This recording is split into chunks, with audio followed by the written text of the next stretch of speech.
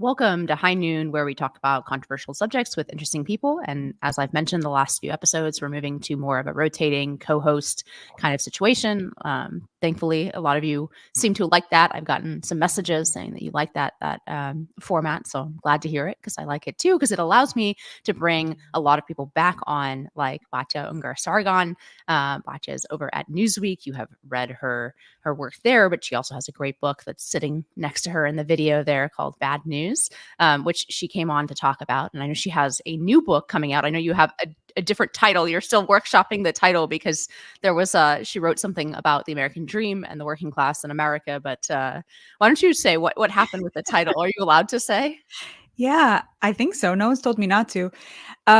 So when I first wrote the proposal and was thinking about the book, in my mind, I was calling it Unpromised Land because I felt like the American compact had been broken with the working class, namely, you work hard and you should be able to achieve the American dream. And it seemed to me that the kind of upper middle class elites had become sort of hoarders of the American dream, and working class people were working harder than ever and yet had an increasingly small chance of being able to achieve the stability of a middle class life. And as I reported the book, I found that things were more complicated than I had initially thought. There were many Americans who were working class who had achieved the American dream, although not nearly as many as there should be. There was also the kind of deaths of despair corners of the working class. And I just found that the picture was a lot more complex than I had thought. And so we decided to call the book Promised Land. But then this war broke out in Israel, and I started to think that people would think the book was about Israel. I mean, to me as an American Jew, this is my promised land, the United States. But because I sort of talk a lot about Israel and have expertise in that area as well, and might one day want to write a book about Israel, we decided that we should probably change the title. So we do have a new title, and the new title I think is better than the first two options. And I'm very excited about it. And the book is now called Second Class: How the Elites Betrayed America's Working Men and Women, which is exactly what the book is about. Well, it's actually the subject that people would have associated your book with if you would call it Promised Land that I'm having you on to talk about today. Or though more precisely, perhaps we are talking about America as well, because I really wanted to have this discussion with you in particular, Batya, because I think this is something we agreed on for a long time, and then I'm less certain on now, and you seem to still be certain about, and that is the future of anti-Semitism in the United States.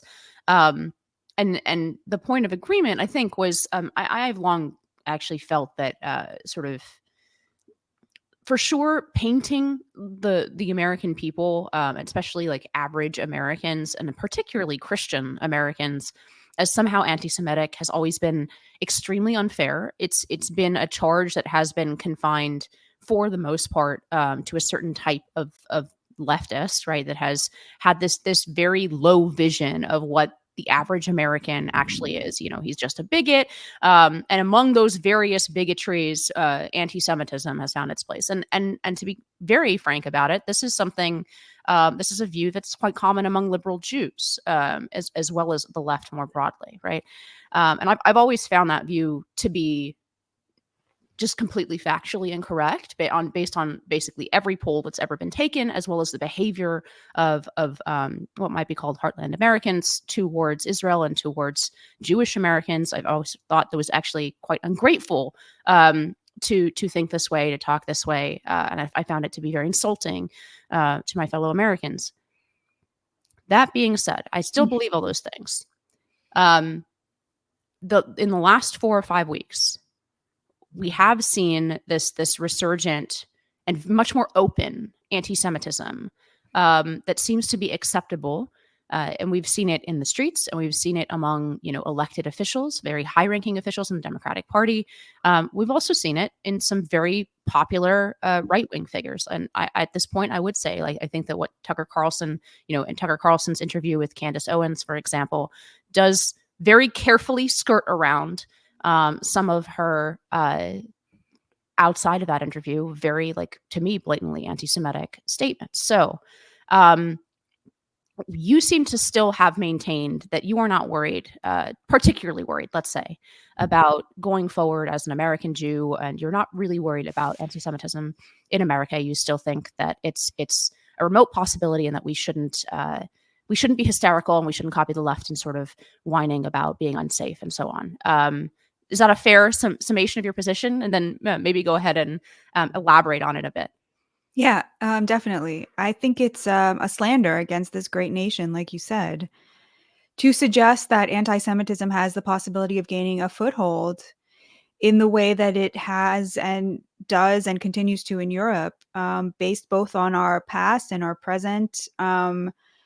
I agree with you completely about the slanderous nature of the way the left talks about Christians. They have some invented narrative about end of days to explain why Christians are so pro Israel, when you can go into any church in America and they will all tell you the same thing, which is, the Jews are the apple of God's eye. I mean, that's, the long and the short of it. And that is part of their religious belief. And maybe there is some end of times vision that is, in Book of Revelations and whatnot, but that is not an animating feature of their support for Israel and their philo-Semitism. And the working class in America, by and large, even those who are not Christian, they're just deeply, deeply tolerant people who are extremely proud of their tolerance. And being tolerant is a deep, deep, deep abiding component of their identity. And they've simply never been taught to see Jews as the enemy in the way that the working class in Europe have for millennia, by, opportunistic demagogues. And in Europe, they also have this problem of mass migration, where they've brought in, millions and millions of migrants from countries that have a culture built around anti-Semitism, where their political upheavals have always centered around anti-Semitism and have always had an anti-Semitic component, certainly since 1948. So we just don't have that. I live in a neighborhood that's full of Muslims. I wear an enormous Jewish star. I mean, there's the idea that in Brooklyn, Jews and Muslims would have anything except the kind of lovely relationship that, two middle class communities that just want to coexist would have is unthinkable to me. And it's not, I'm not a person who hides my, and I've been checking in on all of my very Orthodox, ultra Orthodox, Haredi, Hasidic friends about what's going on in their communities. I can maybe, maybe somebody wouldn't notice my star, wouldn't know I'm Jewish, but they can't hide their Jewishness. I've been checking in with the women in my synagogue who wear shaitels, who wear wigs, who are very obviously Jewish. And I've been hearing just a lot of actually really nice stories about people saying nice things to them. And yes, there's the odd comment here and there, but the argument for for feeling afraid or for feeling insecure as Jews is that you're seeing this like wellspring of support for Palestinians and for Hamas, and you're seeing this hatred of Israel bubbling up in all of these, tens of thousands of people marching and the people on these elite college campuses. And surely that is going to lead to violence against Jews. But it hasn't. I mean, it's been 6, 7 weeks, and there have been a handful of less than five actual physical um, events in which a Jewish person was physically attacked for being Jewish. And I think that the whole point of this country is that there's a difference between violence, physical violence, and speech. I mean, we literally don't believe in the category of hate speech in this country. That's the whole purpose of the First Amendment, which is the whole purpose of this country. So to me, it's sort of like, it would be one thing if it was actually incitement. If you were seeing these protests and these speech acts and this graffiti and whatever, what have you, what is the uptick in, anti-Semitic stuff that it is there. I'm not denying it. But you're not seeing it translate into physical violence. What you are seeing is the elites of the left, of the far left, and the elites of the far right, resorting to anti-Semitism in the way that the elites in this country always get everything wrong, and the way that they're always trying to support racism, whether it's the anti-racist form of racism on the left or the racist form of, the obsession with genetics and race and IQ on the right. That is to me an inherent part of being part of the American elites. And it is completely in contrast with how the vast majority of Americans see themselves. There will just never, to me, to my mind, and maybe this is naive, but like you said, I feel such immense gratitude to this country. Like, I just, until I see incontrovertible proof that I'm wrong, I'm going to keep saying this, because it seems to me that there is no evidence for it. And it is the language of the elites to demand the cry bully mentality of demanding a level of safety is completely corresponds with the level of your privilege on the left. And so I just hate to see Jews adopting that language as if the problem with intersectionality is that they didn't rank Jews high enough on the oppression scale. That is not the problem with it. The problem with it is that they rank people based on oppression at all. And the point of being a Jew in this moment is to stand up and say no to that. So let me uh, start out with a couple things that I do agree with you on, and we will get to the disagreement, because I think it's really starting to come together in terms of why where I depart from you. But one, I do think the history of America is very different from the history of Europe, specifically in this regard. Actually, a friend of mine, a colleague, wrote to me to say, because last time on one of these podcasts I said there's never been a pogrom in America. He classified the Crown Heights riots, as something close to a pogrom. I think that's it's arguable, but A it's pogrom needs to be state sanctioned. I mean, that, right? That's the difference. There will always be miscreants, right? There will always yeah. be crime, and miscreants will hate groups of It different was a racial riot. forms. It was a It race was a riot. racial Yeah. riot, but Yeah. Yeah. I agree with Yeah. you. I think the key factor here, one, is the bloodiness of the pogroms, and which, as bloody as for by American standards, this race riot in Crown Heights was. I don't think that it rises to the level of like villages burned and so on. But second, I think the state sanction, or at least tacit sanction, is very, very important. And so, yeah, for those two reasons, I don't really classify it as a pogrom. But like, let's say um, that leaving some incidents aside, America does not have have a history of this kind of like anti-Jewish organized and sanctioned violence the way that European states do. And I also agree with you that it comes from a very different place in America, to the extent that there is an anti-Semitic threat in America. Um, it doesn't come from below. So in Europe, it did tend to be, working classes, or if you go back far enough into the 1800s and 1700s, you would call it the peasantry, right? That held very anti-Semitic attitudes for a variety of reasons, right? I mean, this is like sort of this perennial question: why the Jews? Like, why continually are Jews hated? Partially because of their success in terms of financial success, or otherwise success within these societies. Partially because of there is more of the sort of old Christian idea in European countries that the Jews killed Jesus, and that they've rejected, of course, I'm kind of stumbling over my words here, because I don't want to say, of course, like Jews reject Jesus by definition, but there's much more tolerance for those religious differences, and that they're not taken with the same kind of like centuries long hatred here. I do think we have like a more mercantile, sort of tolerant ethos that you pointed to, not to mention a very long history of religious liberty, buttressed by George Washington's letter to the Jewish congregations, right? All the way back in the founding of America. So Jews have existed as a very protected minority in America from the beginning, and despite there being some anti-Semitic discrimination on the level of not kind of quotas in universities, certainly nothing that's not happening to Asians today. In universities, there isn't this sort of bloody anti-Semitic history in America. So all of that is to say that I agree with your assessment of what Gad Saad called Roscoe, which he blocked me on Twitter, by the way. This Canadian sort of IDW anti-woke type guy, because he was essentially repeating this canard that actually, that anti-Semitism comes in a variety of types, but one of the types that we should be worried about is what he called Roscoe, right, in Arkansas.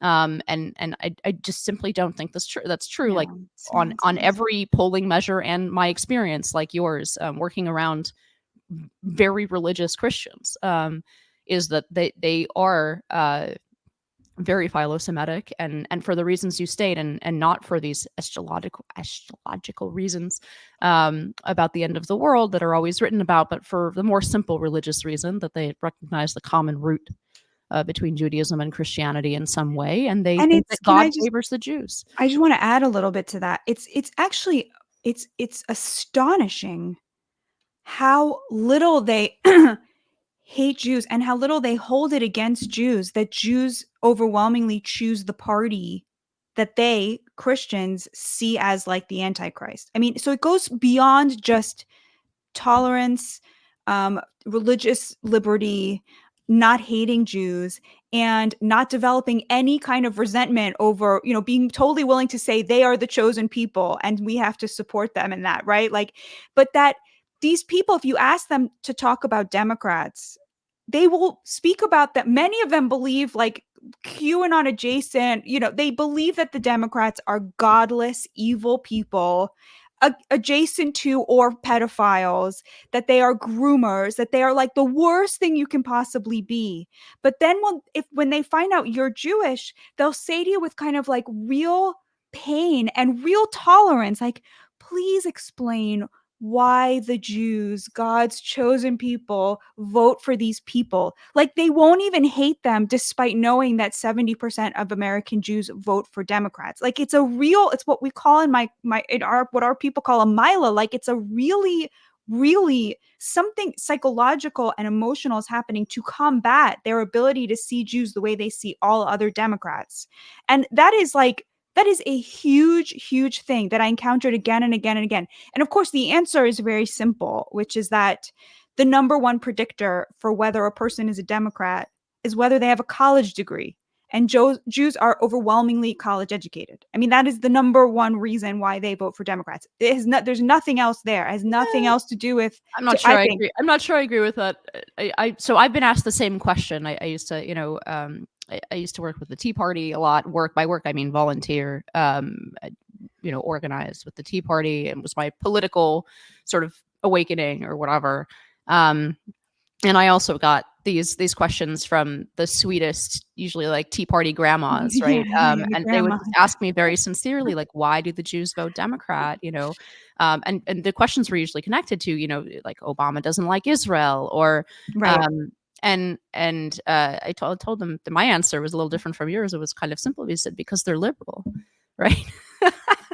I do think that in America specifically, and we can talk a longer history, but in America specifically, there are very strong ties, not just between the Democratic Party and the majority of Jews, but also between this liberal ethos, which, I mean, to be most charitable to it, I think they still associate, I think, exactly because of the thing that we agree on, and they don't. They sort of fear. The most charitable explanation I have is that they really do sort of fear anything. So they are very susceptible to this language of like universality, universality and tolerance, and the need to include, right, as much as possible to sorry, to include and be tolerant of as many groups as possible, because their thinking is, if we move away from that, then we are at risk, right? That we are this Right, perpetual hated right, minority, and right. therefore these kind of, and it's funny because sometimes on the right I hear the accusation that that liberal Jews are essentially ethno narcissists, right? Or ethno, like they are they are allegiance, their allegiance is only to Jews, and therefore that's why they support open borders at home and closed borders in Israel. Well, the reality, at least the reality that I've encountered, is the opposite. That these are Jews who are the least Yeah, ethno-narcissistic, are to totally, the point sometimes of suicidality, and that they totally, often support those same liberal principles in Israel. It's just that totally.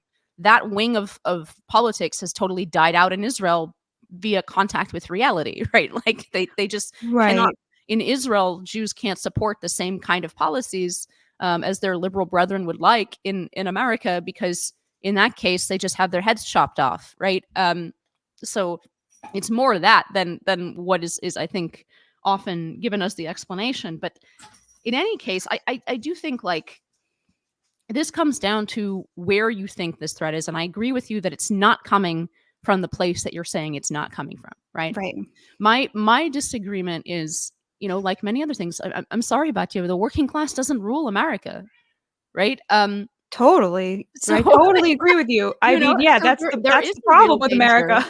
There is a real danger because when you look at the polling of young people, I hope you can't hear my cat, but um, when you look at polling of particularly college educated young people, and you look at the kind of viral moment that Osama bin Laden is getting, right? I think we have spent a generation and a half indoctrinating people, and not just in university. It starts in K-12, right? With a worldview that is not just anti-Jewish and potentially anti-Semitic, definitely anti-Israel, but more importantly, here at home, is anti-American, sees America and the West as evil civilizations, and that therefore these narratives, when they first encounter some idiocy like Bin Laden's letter, this is the first time that they've ever read this letter, because they're historically ignorant, right? But second of all, they are primed. I don't believe it's just because of TikTok and the CCP pushing it and all this stuff, which is all true. But I think they've been primed since a young age to accept, because the root of it is the same, that America's the bad guy here, that the West is the bad guy, that Israel is the bad, like this kind of Western civilization that we do share, um, is itself an constant excuse, and was built on oppression and violence and slavery, right? And that there is nothing to be proud of in it, and that therefore when they hear our enemies, whether that's Hamas or Osama bin Laden, right, or for that matter, any other of America's geopolitical foes, okay, they take as it sounds very reasonable to them, because they already think that we're the bad guys. So they're like, oh, here's just a reasonable person explaining why they too hate America. And it blows their minds, because they're like, oh, we've been wrong about this too. Right? Yeah. But who is the they there? I think that's where we're disagreeing. Like, to me, the they there it's not even like the 30% of Americans who have a college degree, and it's not even it's the ones who go to these elite universities and stew in America hatred and anti-Semitism. So it's like the kind of people who end up becoming like AOC, right? That's the career trajectory. You go to a university, you end up surrounded by people who hate America and hate Israel and hate the Jewish people, and then you end up kind of but even in Congress, right? It's such a tiny minority, because it's not mainstream, I guess is what I'm trying to say. It's not mainstream. It's I think and it's it very mainstream. I mean, so this is the crux, I think, of the disagreement. I see the same revolutionary fervor in this as in any other institution, right? When you have 500 staffers in the Democratic Party, signing this letter that it's all Israel's fault, right? When you have Obama as the most anti-Israel president, I think, since the creation of the state of Israel in America, exactly because he is this, to my mind, he was the first new left president, this 1968 style left wing. To me, it would be very foolish to imagine that the same thing won't happen on this question, and that 70-30, favor towards Israel in American polling will not pass along the generations. We didn't pass that to the next generation, right? We didn't pass that to younger millennials, and we didn't pass it to Gen Z. They don't have the same basis as, and even the ones who did not go to college or will not go to college. Okay, like I said, this is very much ensconced in. I mean, if you pick up a random textbook in an American high school for the last 20 or 30 years, it has been anti-American, right? The American textbooks are a parade of the sins of America, right? Like the proportion. I remember when I was reading my APUSH, right, AP US history textbook. It's not that we shouldn't talk about the things that America has done wrong, but there were 2 chapters on World War II, right? This sort of pinnacle of American power, and the easiest of just wars, right, to justify morally. 2 chapters on World War II. One of them is about Japanese internment. If I were to write a history of America's conduct in World War II, you know, in let's say there were 100 chapters, then I would give 1 chapter to Japanese internment, right? And not because I don't think it was a wrong and an evil, but there's no proportion at all, and for decades already. um, in American education that to show what's good about this civilization. And yes, I agree with you that if Americans understand what's good about American civilization and about ourselves, then I'm very confident that they will continue to be not anti Semitic and to support Israel. But I'm very much not confident in the first part of that premise. And I've seen institution after institution after institution fall to this ideology. And you're saying basically, well, but this thing will hold. And I don't have that confidence. I don't know anything about high school textbooks, but I do know that the vast majority of Americans are still very patriotic, including the vast majority, over 70% of Black Americans. So whatever they're learning in their textbooks, it's not percolating down, it's not sticking. And I think that, polling of young people, I don't really take it seriously because young people grow up. And it's true that in some of the polls, we're seeing that, millennials are less conservative. There's less of that kind of you grow up, you get a mortgage, you become normal. Like there's less of that happening with millennials than there was with boomers or with Gen X. But I still just think that the when you see the hatred for these same institutions you hate, most Americans hate, and that's going to limit their influence and their impact. I think, for example, if you look at Hollywood, right? Hollywood undeniably has gotten more left. It's undeniably become much less friendly to Jews. It's become a place that, makes multi-million dollar deals with somebody like President Obama, who, as you said, and you probably knew this when he was president, I didn't. I was a lot stupider than you back then. Clearly has a real problem with Jews in Israel. But Hollywood also now is becoming niche because they produce stuff that nobody wants to watch. And I guess like it's just a kind of commitment I have to the power of the good-heartedness of the American people. And again, like it does seem to me that there is a lot of evidence that when the elites become evil and crazy, the people turn on the elites and they turn on the institutions. And you're seeing a lot of that, just like total um, distrust of American institutions from like the vast majority of Americans, like the media, like the numbers of people who trust the media is down to the like it's to the teens, right? So that's not even just like one side, right? That's just like the vast majority of people know that this institution is dead. So I think that for me is I just probably because I'm an optimist, probably because I'm a bit of a Pollyanna, and because I feel so grateful to this country and so committed to its success. To me, the thing that is most apparent is the support and seeing people get marginalized for having this sort of like pro-terrorist view that even someone like Barack Obama was voicing. But he's not the president anymore, and it's like it's funny to say, well, that's not mainstream about someone who was the president. But what is he now? I mean, he's a person who has a deal with Netflix, right? Like that's like that's who he is. And so I feel like I just don't. I feel like the evil embedded in these institutions is becoming really, really apparent, and the left is picking its side in a way that is making it irrelevant to the future of this great nation. So I guess a few things. One, I do think you are being Pollyannish about the picture. And so you can say like I don't study the textbooks, but what we teach does matter. Like here I will quote Reagan. Freedom's not passed from one generation to the next in the bloodstream, right? It has to be. Civilization is not the natural state of man. Um, it has to be maintained. There has to be something told to the next generation, something Jews know very well, right? There has to be a story told to the next generation that perpetuates those exact instincts that I agree with you the average American has. But those instincts didn't come from nowhere, right? They didn't come from like just because this particular random group of genetically selected people have them, right?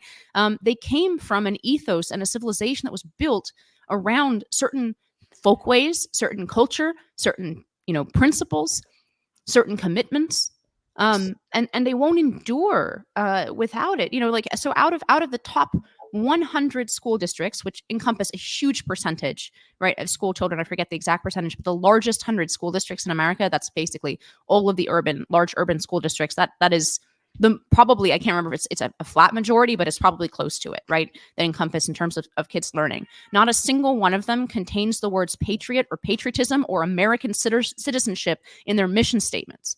It is verboten to say something like, oh, the purpose of American public education is to create American citizens who are patriots and able to participate in this great civilizational project that America has started. That is not what our education system has taught, and it's not a recent thing. It didn't happen in 2020, right? These are changes that were decades in the making. And not consequently, patriotism, you talk about it like most Americans are still patriots.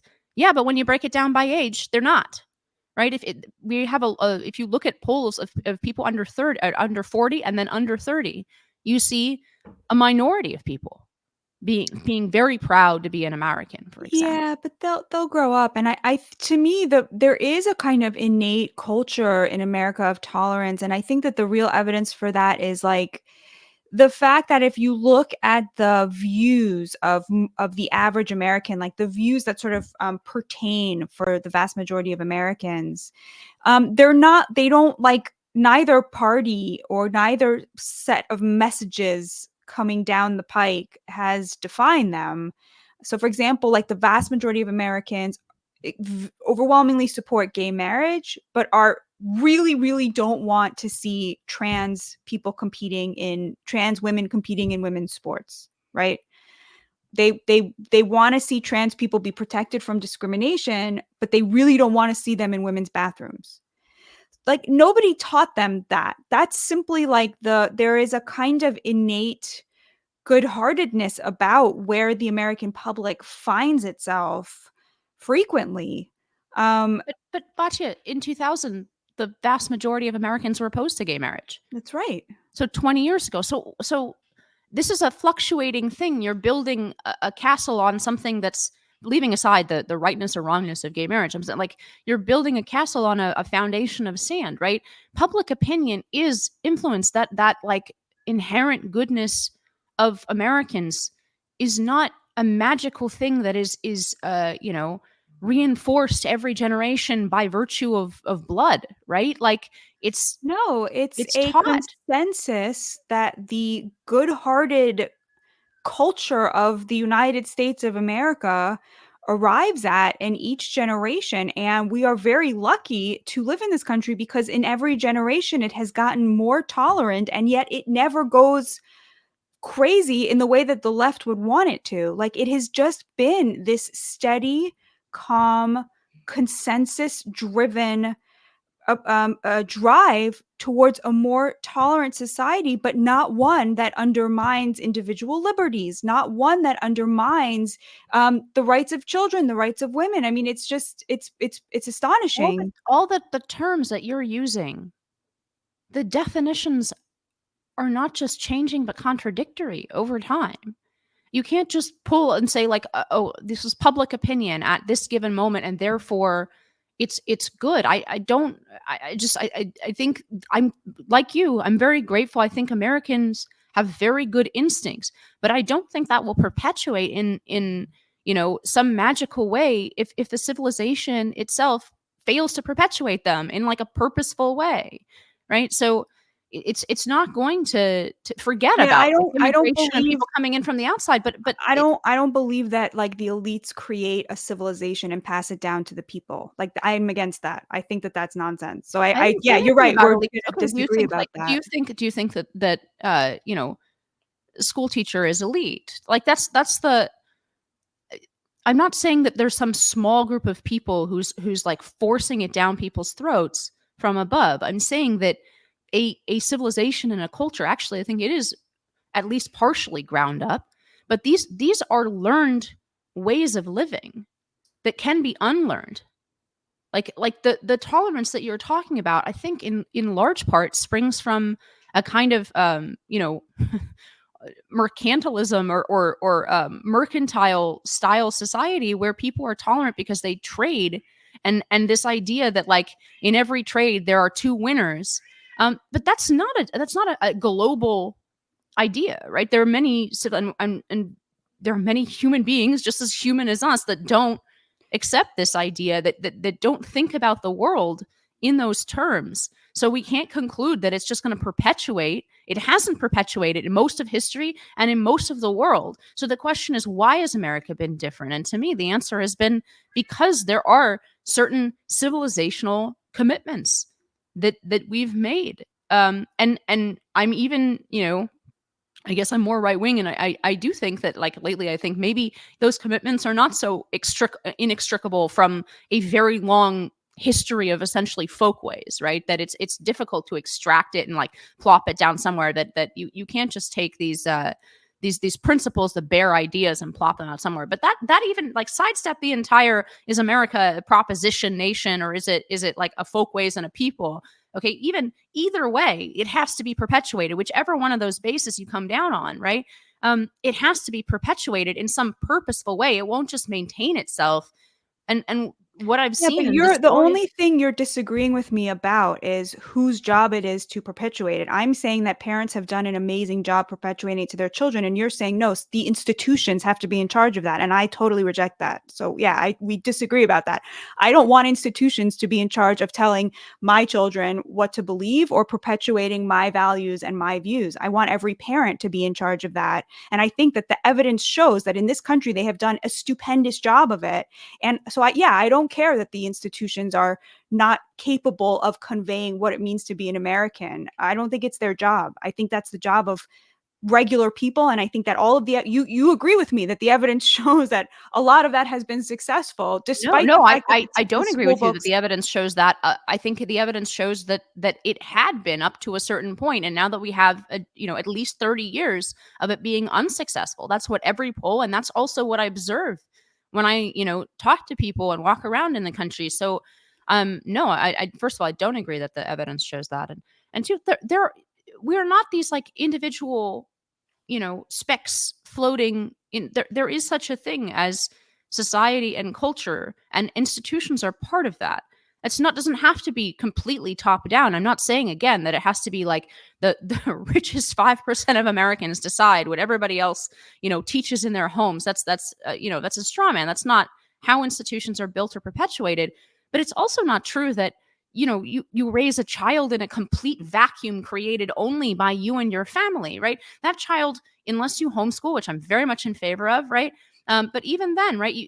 Actually, Reagan does a great job of laying this out when in his warning, in his farewell speech, when he leaves, he says, there were all of these layers essentially to this endorsement of the idea that the American project is good. And so he said, of course, the first place that my generation, meaning the silent generation, right, learned this was in our homes because our parents taught us this.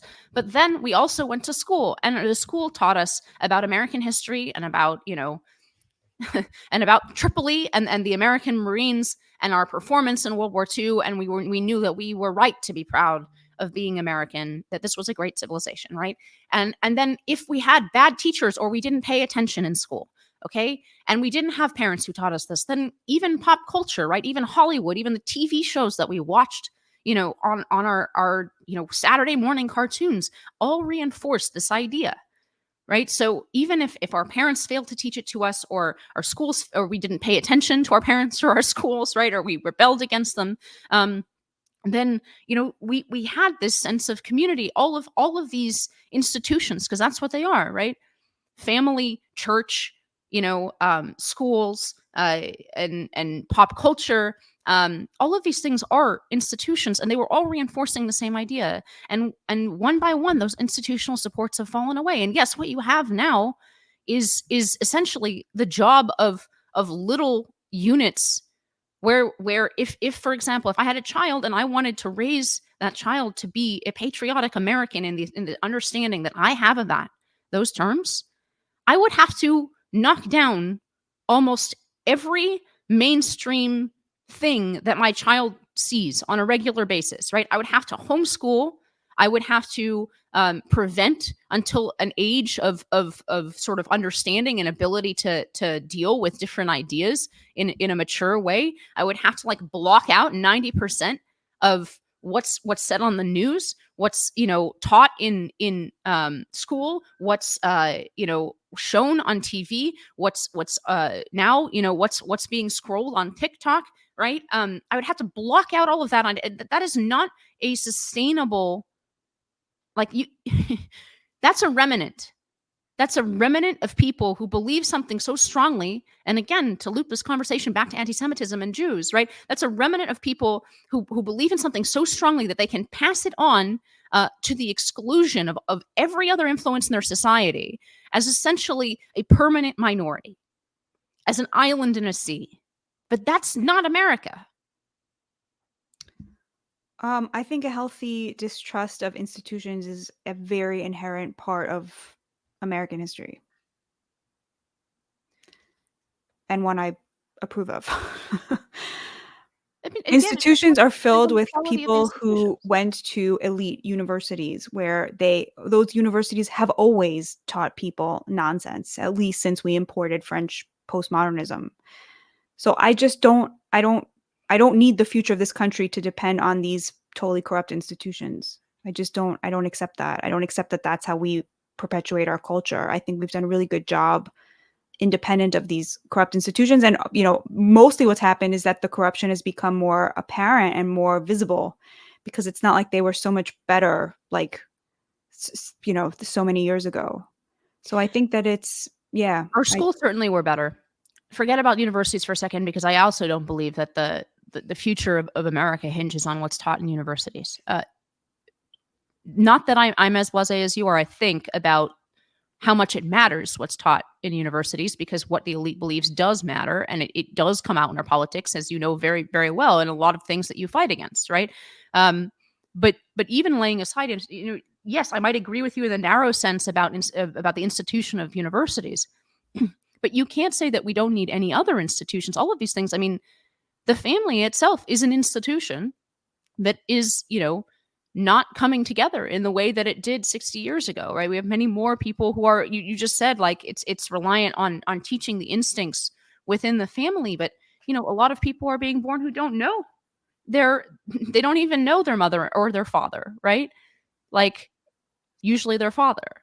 But each one of these things is an institution. You can't say that mistrust, it's not American to mistrust any and all institutions. It's American to mistrust certain forms of overreaching government. There's even a sort of healthy populism in America that's starting with that guy, Andrew Jackson, right, that has come in successive waves when it feels like elite consensus has gotten too far from the wisdom of the people, right? All of these things I can agree with you on, but what you're talking about now is like, no, like, what do you consider institution, I guess, would be the question. Well, certainly not the family, because I started by saying that that's where values should be perpetuated. And so I don't really consider the family an institution. It is terrible that there's been the breakdown of the family and the working class in America, and that has to be ameliorated immediately. I think by and large, working class Americans are incredibly, incredibly good, tolerant people whose values are very close to the values that this great nation was founded on. And what we need to do is get out of their way and make them have a bigger voice. The problem is that our entire public sphere and all of our public policy is decided by people who went to these extremely corrupt universities and who now reign basically all of the institutions in America. And that is the problem. And what we need to do to combat that is to empower the people who inherently, due to the grace of God and the culture of this great nation, have managed to sustain good American values despite all of these institutions telegraphing to them that they shouldn't have them. So that's my view, is we need to fix the economy so that those people have the kinds of stability that makes their voice matter. Because of course, every revolution started with the stability of the middle class, the purchasing power of the middle class, which has been totally eroded in this country. People have either dropped down to the bottom, or you have this very empowered institutional upper middle class elite, the top, quintile, who have all of the political power and all of the over 50% of GDP belongs to the top 20%. It's not the top 1%. And make all the decisions, and they run the institutions. And I'm just not invested in saving the institutions from them, because it's always going to be that way. I mean, the elites are always inherently corruptible and corrupt. And the Wait, so problem is you that think only elites are corruptible? You don't think the human heart is corruptible? This is the root of you think that There is nothing that could corrupt the heart of the average American. Well, like I said, for some reason they are incredibly resistant. Let's just take to anti-Semitism, despite everything be all of the ingredients being there to make them anti-Semitic, and they were totally uncorruptible on that front. Though everybody is telling them to hate Jews on the left and on the right in the elites. And yet, yeah, I do think that there is some, I don't know what it is. It's a God-given, this is the greatest country on earth. This country is the promised land. They have resisted that despite everything. Yeah, I do think that. And I don't understand it, and I feel very grateful for it. I mean, so to the extent I agree with you, I mean, like, leaving aside even something like anti-Semitism, I mean, yes, the American people are capable of deviating sharply from the course set by elites, and they've shown that over and over and over again. I don't know that I agree. First of all, I think that institutions do shape what you think of as this instinct, right? They do shape it over time. Now, it's not like an immediate thing, and a population might be more or less resistant to being shaped that way. I think Americans are pretty resistant to being shaped that way. I agree with you that that's a remarkable thing, but that it's not true that they're, first of all, that they're never shaped that way, and in fact, a lot of the things that you point to are like, for example, gay marriage, right? That you pointed to as this, like, very clearly the opinion of American populations, again, whether it's right or wrong, were shaped by elite opinion on this. I There totally was agree with that. resistance right up until the law was changed. So all the way up until I wish somebody with an easier pronounceable name had been the person who decided to sue. But Obergefell. Right up until then, right? You had, even in California, which was very liberal, right? You had a strong majority against gay marriage in 2008, right? So what is it that you think that massively changed public opinion? Do you think that Americans were less tolerant in 2007 than they are, and they recognized this, that they were going to become more magnanimous and tolerant between 2007 and basically, like, 2010? That just seems like a very artificial timeline. No, what obviously happened was that people started to get married and they started to realize how many gay people they actually knew. And that is what changed public opinion. In fact, when I, toured the country writing my book, I met a lot of people who were deeply religious who said to me, you know, it's against my religion. I personally don't support it, but I have a gay person in my life, whether it's a daughter or a neighbor or a son or a friend, and I want them to be happy. And all I want is But for them wasn't to that be true in 2007? treated with dignity and to get married and find a nice person and to live a nice middle class life. And no, But it wasn't true wasn't before that that, true in because what happened 2007? was people started coming out and getting married. And so somebody who wouldn't have known that their coworker was gay, suddenly their coworker was married to a person of the same sex. And so it Gotcha. became much This was more. California in 2007, not, medieval peasants or something. Like, California in 2007, I assure you, people were gay, like, openly so, right? Like, it's not that everyone suddenly Yeah, discovered that I'm they telling had you what someone. people told me about why they changed their minds on gay marriage. You can call them liars, that's fine, but like this is what people have told me about why they changed their minds, because I'm not they saying knew they're lying. people I'm who saying that came out the and who connection got between married. tolerance,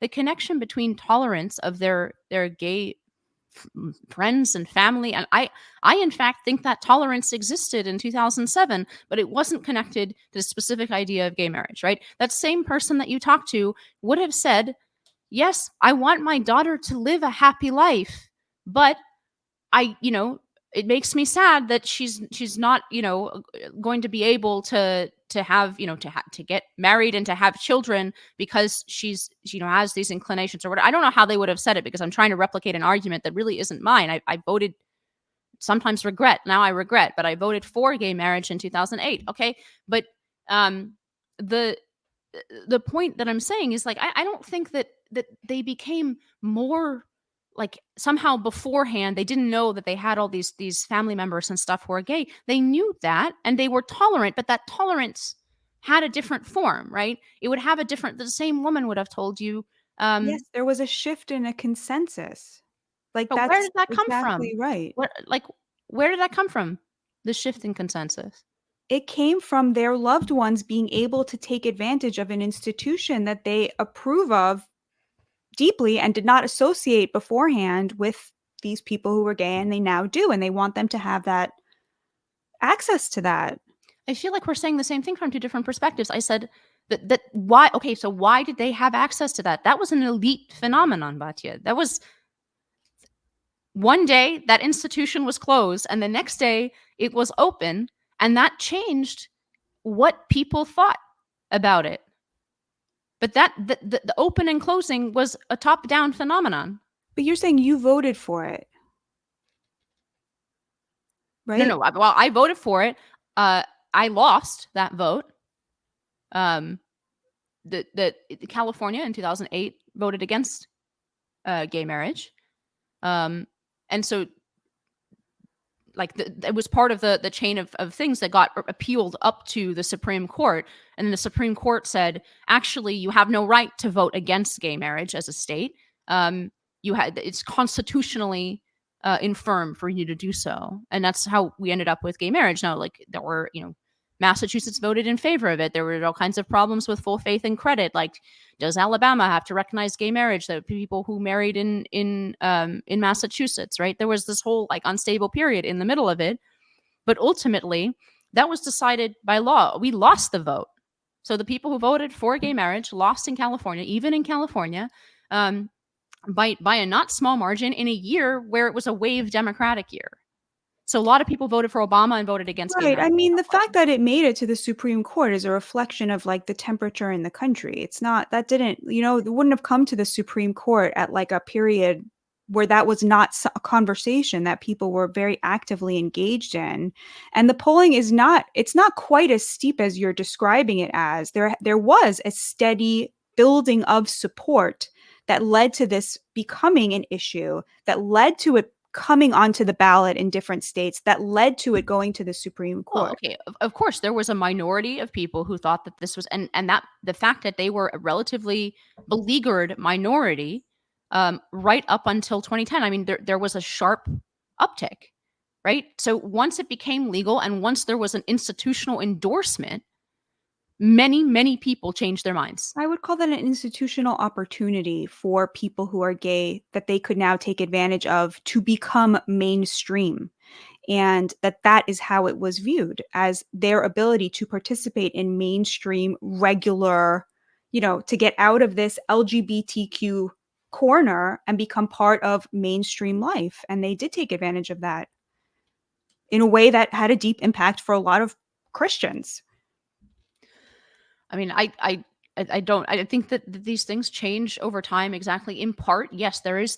I guess I have a much more classical conception of this, that public opinion, yes, is ground up, but is also very much shaped top down by different, and it could be a different story for different issues, but there is always the elite are called the elite because they have disproportionate influence over the direction of the country. And you recognize this in every other way, right? Because you're fighting against that influence in so many ways, and in a more uniform way than say I would, Yes, because I'm not opposed to the I idea of an recognize elite. it in terms of policy, of course, because you have to belong to an institution to drive policy. I totally reject it when it comes to issues of values and issues of culture. Yeah, you're right. There's Yeah. a So difference I there mean, in my mind, a very big difference. I don't know. I think law shapes culture all the time, and I have any number of examples of this. And institutions shape culture all the time.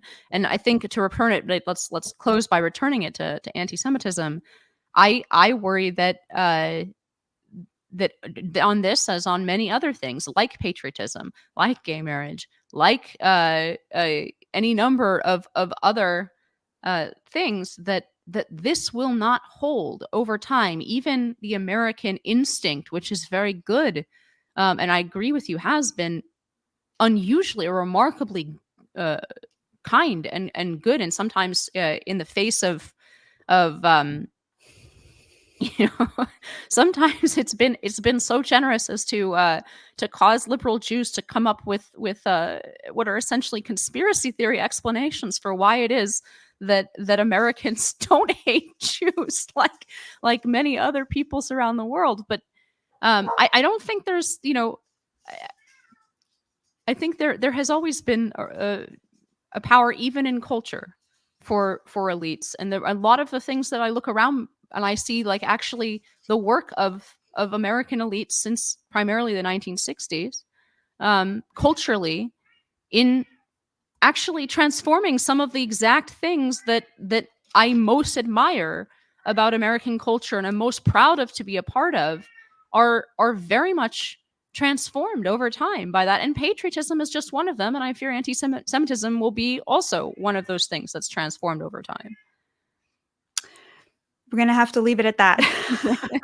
Well, Dennis Prager, who's one of my favorite talk show, the sort of radio talk show host in the pre-podcast era, always said that it's better to have clarity than agreement. And I think that this has been very clarifying in the sense that I know where we agree and I know where we disagree. And I think, obviously, I think you've done a great job of defending your point of view here. I've tried to defend mine, but I think it's been a very clarifying discussion. So thank you so much, Batya, for coming on High Noon. Thank you for having me. And thank you to our listeners. High Noon with Inez Stepman is a production of the Independent Women's Forum. As always, you can send comments and questions to inez.stepman@iwf.org. Please help us out by hitting the subscribe button and leaving us a comment or review on Apple Podcasts, Acast, Google Play, YouTube, and iwf.org. Be brave, and we'll see you next time on High Noon.